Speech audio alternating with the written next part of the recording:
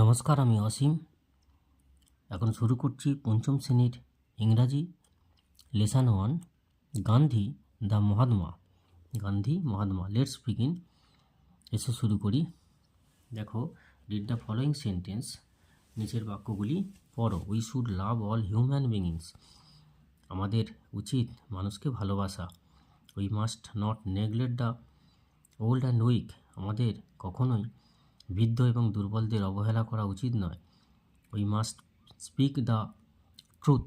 আমাদের সত্য কথা বলা উচিত। We should not harm others.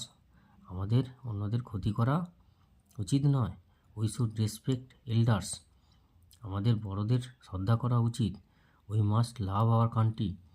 আমাদের দেশকে ভালোবাসা উচিত। এরপরে দেখো, these sentence tells us about good action. এই বাক্যগুলো ভালো কাজের জন্য ব্যবহার করা হয়েছে। Such action help to spread love and piece among people. কিছু কিছু কাজ যেগুলো মানুষের মধ্যে শান্তি এবং ভালোবাসা ছড়িয়ে দিতে পারে। এখানে দেখো, লুক অ্যাট দ্য পিকচার্স। ছবিগুলোর দিকে লক্ষ্য করো। Of 3 great men given in the table. এখানে তিনজন মহান ব্যক্তির ছবি দেয়া আছে। Although their lives they worked for the good of people. যারা সারা জীবন ধরে মানুষের জন্য ভালো কাজ করে গেছেন। Match the pictures with their names.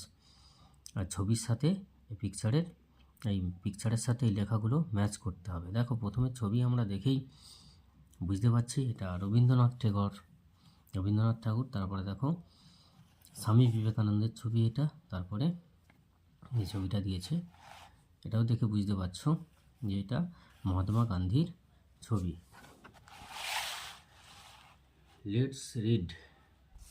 Let's read, এসো পড়ি। দেখো, ওয়ান ডে, একদিন, a little boy visited Mahatma Gandhi. একদিন একটা ছোট্ট বালক মহাত্মা গান্ধীজির সাথে দেখা করেছিল। গান্ধীজির ড্রেস সারপ্রাইজ দ্য বয়। গান্ধীজির পোশাক সেই বালকটিকে অবাক করে দিয়েছিল। Such a great man without A shirt. এত বড় একটা মহান ব্যক্তি, একটা মাত্র জামা, এ শার্ট। হি ওয়ান্ডার, সে অবাক হয়ে গেল। Why don't you wear a shirt Gandhiji. Gandhiji, তুমি কেন একটা মাত্র জামা, তোমার কেন একটাকে জামা কেন? The little boy asked. বালকটি বলল, তুমি কেন একটা জামা পরিধান করে থাকো? বালকটি বলল গান্ধীজিকে। এরপরে দেখো, হোয়ার ইজ দ্য মানি সন। পুত্র, আমি টাকা কোথায় পাবো? Gandhiji asked gently. গান্ধীজি নম্রভাবে তাকে বলল, আই অ্যাম ভেরি পুয়ার। আমি হই খুব গরিব। I can not buy a shirt. আমার জামা কেনার মতো কিছুই নেই।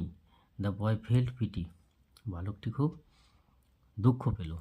মাই মাদার সিউজ ওয়েল। আমার মা খুব ভালো সেলাই করে। হি সেড, সে বলল, she makes all my clothes. সে আমার সমস্ত জামা কাপড় তৈরি করে দেয়। I will ask her to sew a shirt for you. আমি তাকে জিজ্ঞাসা করব তোমার জন্য একটা জামা তৈরি করে দেওয়ার জন্য। এরপরে দেখো, how many shirts can your mother make. কতগুলো তোমার মা জামা তৈরি করতে পারবে? গান্ধীজি আস্কড। গান্ধীজি তাকে জিজ্ঞাসা করল। Just tell me how many you need, said the boy. বালকটি বলল, তোমার যতগুলো প্রয়োজন ততগুলোই। She will make as many as you want. তিনি ততগুলোই তৈরি করে দিতে পারবে তোমার যতগুলো প্রয়োজন। এরপরে দেখো, গান্ধীজি থট। গান্ধীজি ভাবলো ফর এ মোমেন্ট। কিছু মুহূর্তের জন্য থেমে গেল এবং ভাবলো। দেন হি সেড, তারপর তিনি বললেন, I have a very large family son. পুত্র, আমার বিশাল বড় পরিবার। I have 40 crores fathers and sisters. আমার 40 কোটি ভাই বোন। Till every one of them has a shirt. তথাপি তাদের অনেকেরই একটা মাত্র জামা। How can I wear one. তাহলে আমি এটা কি করে পরিধান করব? মানে এই যে 40 কোটি ভাই বোন আছে তাদের অনেকের জামা নেই বা কারো একটা জামা। গান্ধীজি আক্সড, গান্ধীজি তাকে বলল। The reply surprise the boy. এই উত্তর শুনে বালকটি অবাক হয়ে গিয়েছিল। 40 করোড় ব্রাদার্স অ্যান্ড সিস্টার। সে অবাক হয়ে ভাবল যে 40 কোটি ভাই বোন। গান্ধীজি ওয়াজ রাইট, গান্ধীজি ঠিকই বলেছিল। আফটার অল, প্রকৃতপক্ষে Gandhiji felt all the people of India were his family members. Gandhiji অনুভব করেছিল ভারতবর্ষের সমস্ত মানুষ তার নিজের পরিবারের সদস্য। এরপরে দেখো ওয়ার্ড্রপ, ওয়ান্ডার্ড, ওয়ান্ডার্ড মানে অবাক হয়ে যাওয়া। থট ইন সারপ্রাইজ, অবাক হয়ে যাওয়া আর কি, যেটা চিন্তা করা, অবাক হয়ে চিন্তা করা। জেন্টলি, সফটলি মানে হালকাভাবে যেটাকে বলা হয়। Sews, stitch on clothes to make dress, জামা তৈরি করার জন্য যে সেলাই করা হয় তাকে বলা হয় সিউ। করোড়, এ নাম্বার একটা সংখ্যা, 1 করোড় ইজুকাল টু 100 লাখ, 1 করোড় সমান 100 লাখ। চলো পরে রিডিং দেখো এখানে। লেটস কন্টিনিউ, চলো শুরু করা যাক। Gandhiji visited different place to collect funds for Indian freedom struggle. Gandhiji পরিদর্শন করেছিল বিভিন্ন জায়গা অর্থ সংগ্রহ করার জন্য দেশের স্বাধীনতা সংগ্রামের জন্য। ওয়ান্স হি ভিজিটেড ওডিশা, একদিন তিনি ওডিশা গিয়েছিলেন। দেয়ার হি মেট অ্যান ওল্ড ম্যান, সেখানে তার সাথে এক বৃদ্ধা মহিলার সাক্ষাৎ হয়েছিল। She could not stand straight, তিনি সোজা হয়ে দাঁড়াতে পারছিলেন না। আর হেয়ার ওয়াজ গ্রে, তার মাথার চুল ছিল ধূসর রঙের।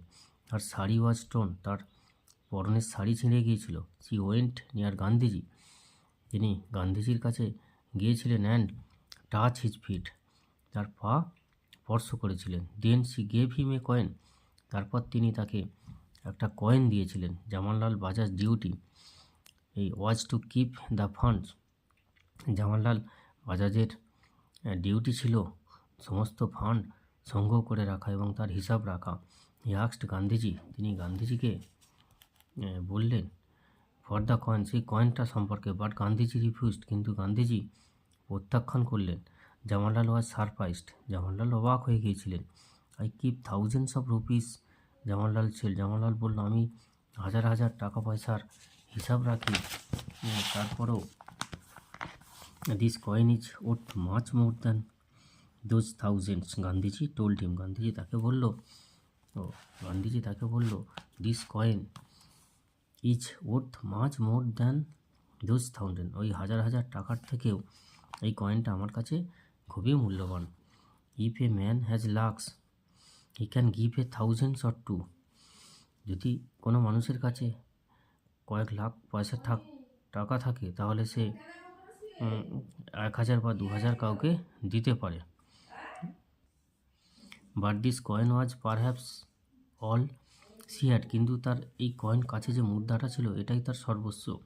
হোয়াট এ গ্রেট স্যাক্রিফাইস, কি মহান ত্যাগ। So I value this coin more than a crore of rupees, সেই কারণে কয়েক কোটি টাকার থেকে এই টাকাটা আমার কাছে মূল্যবান। গান্ধীজি এক্সপ্লেন, গান্ধীজি উত্তর দিয়েছিল। He kept the coin with him for ever, সেই কয়েনটা তার কাছে সারা জীবন রেখে দিয়েছিল। এরপরে দেখো ওয়ার্ড্রপ শব্দভাণ্ডার। Freedom struggle, efforts to get independence মানে স্বাধীনতা সংগ্রাম। ওর্থ, ভ্যালু মানে মূল্য। Sacrifice, to give something for good works, কাউকে ভালো কাজের জন্য কিছু দেয়া। লেটস কন্টিনিউ, এসো পড়ি। Thoughts of love, peace and quality feel গান্ধীজির ওয়ার্ক, গান্ধীজির কাজের মধ্যে ছিল ভালোবাসা, শান্তি, সমতা, এই সমস্ত ছিল গুণাবলী গান্ধীজির কাজের মধ্যে। স্বামী বিবেকানন্দ এবং রবীন্দ্রনাথ ঠাকুর অলসো হ্যাড সিমিলার আইডিয়াস, তার ধারণার সাথে তাদের মিল ছিল। স্বামী বিবেকানন্দ চেয়েছিলেন ইউনিটি অ্যামং অল রিলিজিয়ান, সমস্ত ধর্মের মধ্যে একতা করে উঠুক। Spoke about it in 1893 at Chicago, তিনি শিকাগো শহরে 1893 সালে বক্তব্য রেখেছিলেন। Rabindranath started the Rakshabandhan in 1905, Rabindranath Thakur 1905 সালে রাখি বন্ধন উৎসব চালু করেছিলেন। It was a festivals of brotherhood and communal harmony. এটা ছিল একটা সৌভ্রাতৃত্বের মেলবন্ধন এবং জাতীয় সংহতি। দিস থ্রি গ্রেট মেন, এই তিনজন মহান ব্যক্তি, become immortal for their thoughts and works, তাদের শাশ্বত চিন্তাভাবনা এবং কাজের মধ্য দিয়ে বেঁচে আছেন। এরপরে দেখো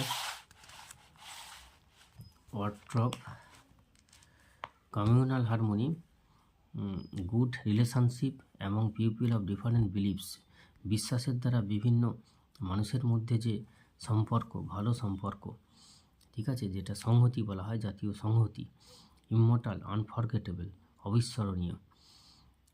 তো বন্ধুরা, সমস্ত রিডিংই আলোচনা করে দিলাম।